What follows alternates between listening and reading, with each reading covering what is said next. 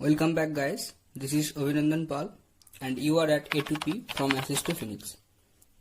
In the last video, we were about to start phase discrimination method or phase shift method to generate SSBC signals, but we needed a good concept on Hilbert transform to understand that method in a better way. So in that video, I discussed basics of Hilbert transformation, the working of it and where it is used. So if you feel like you are uncomfortable with this Hilbert transform, then watch the video and the link of the video will be provided in the description box. So without any further delay, let us start the generation of SSBC signals, that is single sideband suppressed carrier signals, using phase shift method. This phase shift method is the most useful method to generate SSBC signals, and it is named so because using the Hilbert transform, we are shifting the phase of message signal and carrier signal, and thus we are generating SSBC signals. Now let us see the block diagram of this method. This is the block diagram.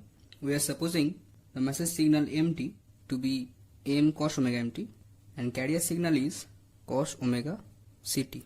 The message signal is passed directly and the carrier signal is also passed directly to it. The output is suppose X1T. Now the message signal and the carrier signal are passed through Hilbert transforms, and the outputs of this Hilbert transform are the inputs of this second balance modulator, whose output is suppose X2T. Now these two outputs X1T and X2T are combined with this adder, and the output we are getting is actually the SSBC signals. Now let us understand the working of the method. The message signal MT is MF in the frequency domain, and the frequency domain looks like this, and this is AM. Now X1T from the diagram is MT into CT, and X2T is M hat T C hat T. As I said in the last video, the Hilbert transform of a signal is represented in this way. Now let us first discuss about X1T. So this is MT into CT, that is AM cos omega MT cos omega CT, which is equals to AM upon 2 cos omega C plus omega M into T plus cos omega C minus omega M into T. The frequency domain of X1T is this. The amplitudes of the signals are AM upon 2.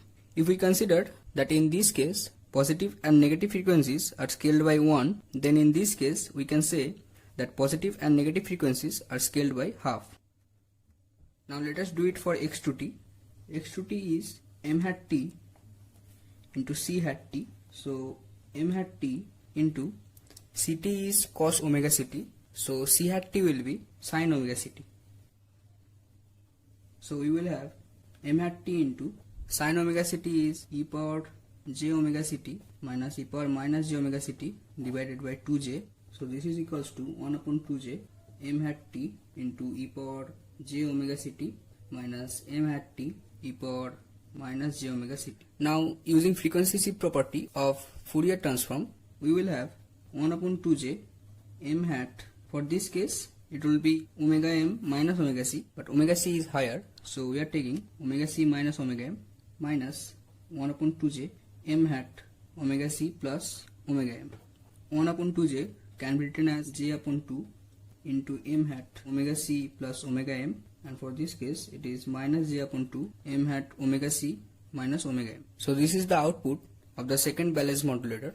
Now M hat F is MF into minus j signum F, and the frequency domain of M hat F is given by this, where the positive portion is scaled by minus j and the negative portion is scaled by j. This was discussed in the last video on Hilbert transform, that positive frequencies are scaled by minus j and the negative frequencies are scaled by j, or the phase is shifted by pi by 2. So this is M hat F. Let us now draw the frequency domain of X2T.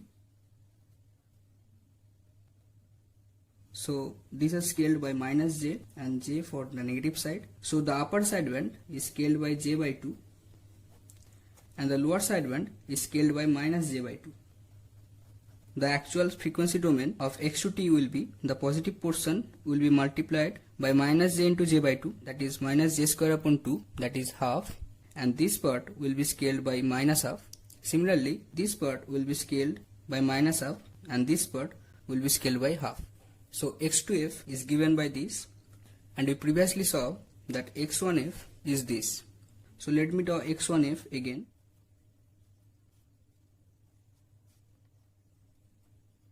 For X1F, all the frequencies are scaled by half. So this is X1F and this is X2F, and we are almost done. Now from here, if you can understand how these signals can be combined to form SSBC signals, then I am pleased. Because you can see, if we add these two signals, then this part and this part will get cancelled also in this case. So if X1T and X2T are added, then what happens? The lower sideband gets cancelled out and we will get an SSBC signal that has upper sideband.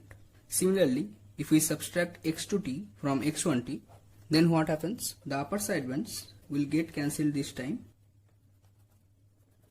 We will get an SSBC signal that contains the lower sidebands. So if we add the two signals, then SSBC signals will be formed that contains upper sidebands, and if we subtract X2T from X1T, then SSBC signal will contain the lower sidebands. Now let us consider that X1T and X2T are added. So the SSBC signal will be this, and since these two upper sidebands, which are scaled by half, are added, so the resulting upper sideband will be scaled by 1, and it can be given by AM cos omega c plus omega m into t. So this is YT. So that is how we generate SSBC signals using phase shift method. Now let's do a recap on what we have learned. Phase shift method is the most used method to generate SSBC signals. The block diagram of this method is this. Message signal and carrier signal are directly connected to the balance modulator 1. The output is X1T.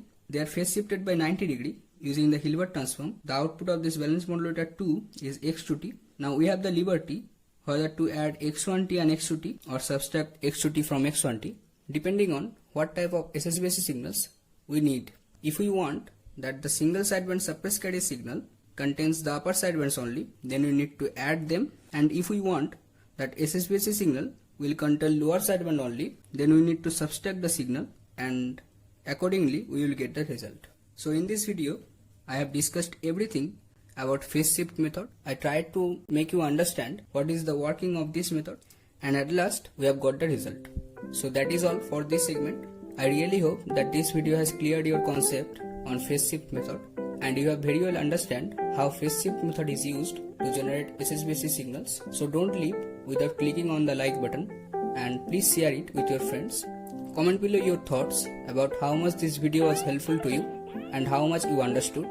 I really want to ask you for feedbacks, because feedbacks acts as a bridge between us and helps me to change my bads into goods and goods into better. So please comment. And yes, if you are new to this channel, then subscribe the channel now and hit the bell icon so that you can get notified as soon as I publish a new video. Thanks for watching. Do well.